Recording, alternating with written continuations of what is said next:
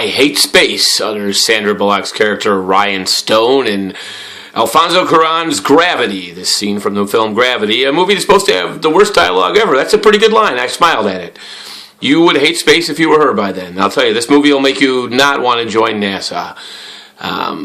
Yeah, it's got a lot of hokey dialogue, but what do you expect, you know? Tarantino-esque dialogue. These are NASA astronauts in space, not bank robbers and gangsters. I mean, come on. Check Mission Control. I mean, that's what you're going to get. The movie's all about the visuals, and it's visually stunning. It really is using all the technology of today. It took 3 years to make, and it feels like it. It's meticulously breathtaking, and I made my 60-inch TV look small. First movie to do that. Everyone said, see this in 3D at the IMAX. Even people that said it sucks, said it looked great, and maybe I still will. I think it's still playing, so... but a really good film. It's funny, there was a scene that reminded me of where George Clooney was floating away in space and started playing this Western country song, and I cracked up. It was so bad it was good. I rewound it. And then there was other scenes, like the one I just showed you, that are so good it's good. So the movie, you know, overall, it is what it is. It's better than I even expected it to be.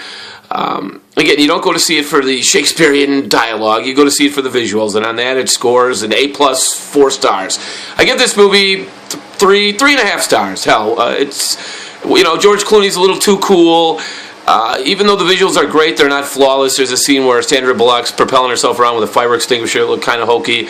There were moments where I was like, is Sandra Bullock animated? I mean, it's almost so CGI'd out, you know. But it works. It's good all the way around.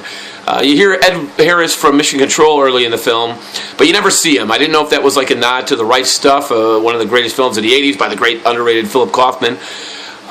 Or why they put him in, but I'm going to note to Alfonso Cuarón, if you're going to put Ed Harris in a movie, put Ed Harris, not just his voice. Then you run the risk of making your movie feel like the world's most expensive Home Depot commercial.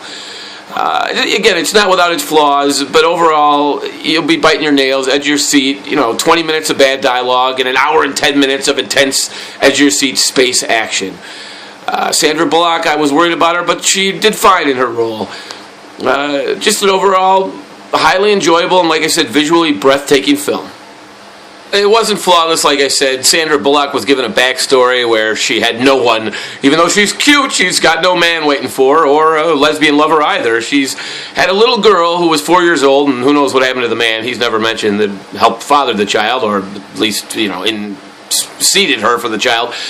But we know that she had a child who died when they were only 4. A daughter, for Christ's sakes, that was 4 years old and died playing tag at the playground.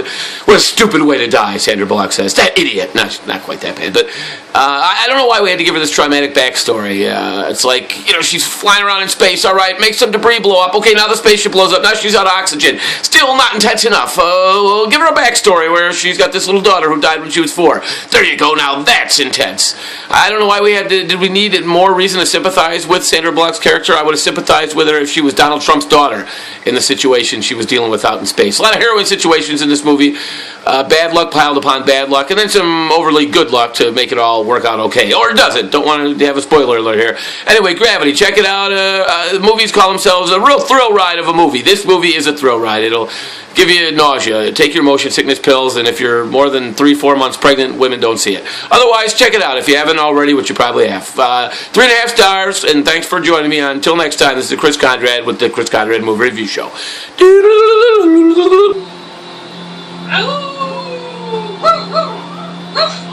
Oh!